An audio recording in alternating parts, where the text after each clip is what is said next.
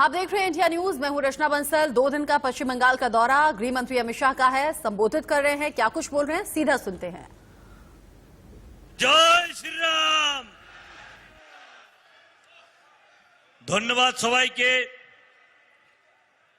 যারা মঞ্চে উপস্থিত ছিলেন, মাননীয় স্বরাষ্ট্রমন্ত্রী, কেন্দ্রীয় পদাধিকারীগণ, সকল সাংসদগণ, सकल विधायकगण।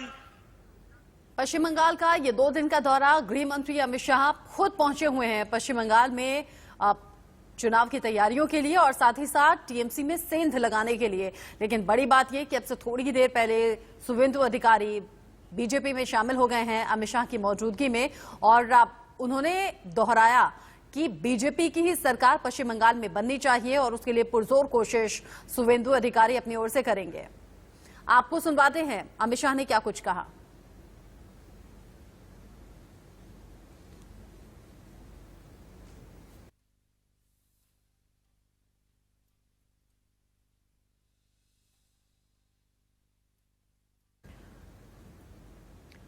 देखिए, दिन भर का दौरा आज बेहद खास रहा। जो अब तक की तस्वीरें सामने आई हैं, स्वामी विवेकानंद को नमन करते हुए आज दिन की शुरुआत हुई है। फिर उसके बाद में सिद्धेश्वरी मंदिर गए, पूजा पाठ की, आशीर्वाद लिया, खुदीराम बोस को नमन भी किया। मिदनापुर में किसानों को संबोधित फिलहाल अमित शाह कर रहे हैं और इससे पहले किसान के घर जाकर खाना भी खाया। इस दौरान कैलाश विजयवर्गीय उनके साथ में मौजूद थे और किसान के घर खाना खाने से 2 संदेश सीधे सीधे साफ हो जाते हैं। एक तो ये कि बीजेपी की सरकार किसानों के साथ है, किसानों के हित में काम करती रही है, और साथ ही साथ चूंकि पश्चिम बंगाल में ममता बनर्जी ने किसानों से सीधे सीधे संवाद करते हुए ही, किसानों के लिए लड़ाई लड़ते हुए ही अपनी पहचान बनाई भी है और वो सत्ता में आई भी हैं।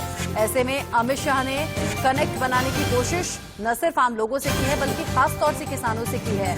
अब अमित शाह बड़ी बातें दोहरा रहे हैं, कह रहे हैं कि जिस तरीके से पश्चिम बंगाल में विकास नहीं हुआ है, युवाओं को रोजगार के मौके नहीं दिए गए हैं, ये सब तस्वीरें बदलनी चाहिए। पश्चिम बंगाल की तकदीर बदलनी चाहिए।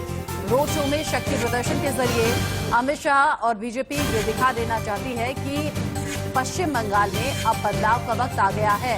और जैसे जैसे टीएमसी के करीबी जो टॉप लीडर्स हैं, अगर वो ममता बनर्जी से किनारा कर रहे हैं, बीजेपी में शामिल हो रहे हैं, तो ममता बनर्जी के माथे की शिकन तो बढ़ गई है, लेकिन बीजेपी उतना ही ज्यादा अपनी जीत को लेकर आश्वस्त नजर आ रही है। 200+ सीटें जीतने का दावा अमित शाह ने फिर से दोहराया और आज शाम होते होते पश्चिम बंगाल के बारे में आगे की स्ट्रेटेजी क्या होनी चाहिए, स्पेशल 7 जो टीम बनाई है पश्चिम बंगाल के लिए खास तौर पर, उसके साथ चर्चा भी, बैठक भी गृह मंत्री अमित शाह करने वाले हैं। और कहा है कि पश्चिम बंगाल से ममता बनर्जी का अब जाना तय समझिए। ममता के रहते आयुष्मान योजना का लाभ लोगों को मिल नहीं पाया। चुनाव आते आते शायद ममता अकेली रह जाएंगी, ऐसा एक बार फिर से दोहराया है। और जिस तरीके से एक के बाद एक दामन छोड़ रहे हैं टीएमसी के लीडर्स, उसके बाद अमित शाह ने इन बातों को दोहराया और ममता बनर्जी पर निशाना साधा। क्या कुछ कहा अमित शाह ने, सुनिए आप। हमारे साथ एक एमपी, 9 एमएलए, एक एक्स मिनिस्टर, एक एमओएस, 15 काउंसिलर, 45 चेयरमैन और जिला पंचायत के 2 अध्यक्ष जुड़े हैं।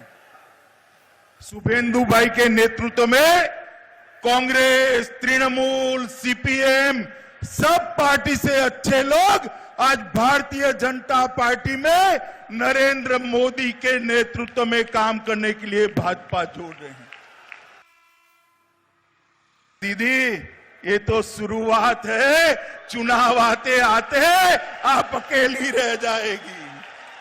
चुनाव आते आते जिस प्रकार की सुनामी को मैं बंगाल में देख रहा हूं, मित्रों, इसकी कल्पना शायद ममता दीदी ने नहीं करी होगी। इसका कारण है, इतने सारे लोग क्यों पार्टी छोड़कर भारतीय जनता पार्टी में आते हैं? क्योंकि मित्रों, एक आदमी जब दल बदलता है तो काफी सोच विचार कर बदलता है। क्योंकि ये जो लोग आ रहे हैं, वो मां माटी मानुष के नारे के साथ निकले थे। नारा किसी भी पार्टी का हो बुरा नहीं होता, मगर आपने क्या करा, मां माटी मानुष के नारे को तोलबाजी, तुष्टीकरण और भतीजावाद में परिवर्तित कर दिया।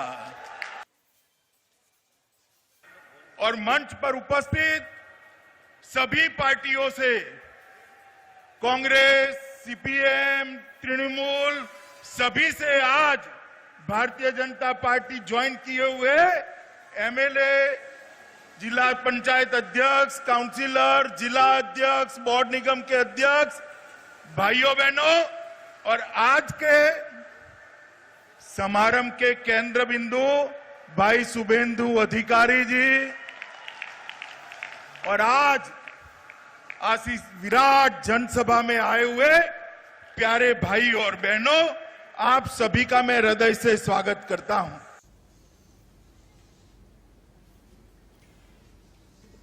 अमित शाह ने कहा, क्योंकि दूर तक का सोचा है बीजेपी ने और पश्चिम बंगाल में जीत हासिल करने की हर संभव कोशिश बीजेपी की तरफ से हो रही है, और वो भी बाकायदा रणनीति बनाने के तहत।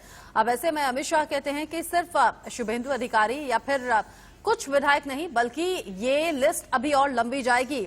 और ममता बनर्जी को संबोधित करते हुए, ममता बनर्जी का नाम लेते हुए उन्होंने सीधा सीधा कहा कि दीदी ये तो सिर्फ शुरुआत है, चुनाव आते आते आप अकेली रह जाएंगी। और जैसे कि बीजेपी सांसद अर्जुन सिंह की तरफ से ये दावा किया भी गया है कि पश्चिम बंगाल में अल्पमत में ममता बनर्जी की सरकार आ जाएगी, क्योंकि 60 से 65 विधायक बीजेपी के संपर्क में हैं जो कि इस्तीफा दे देंगे और फिर अल्पमत में ममता बनर्जी की सरकार आ जाएगी। पश्चिम बंगाल में सरकार के लिए मुश्किलें पैदा होने वाली हैं।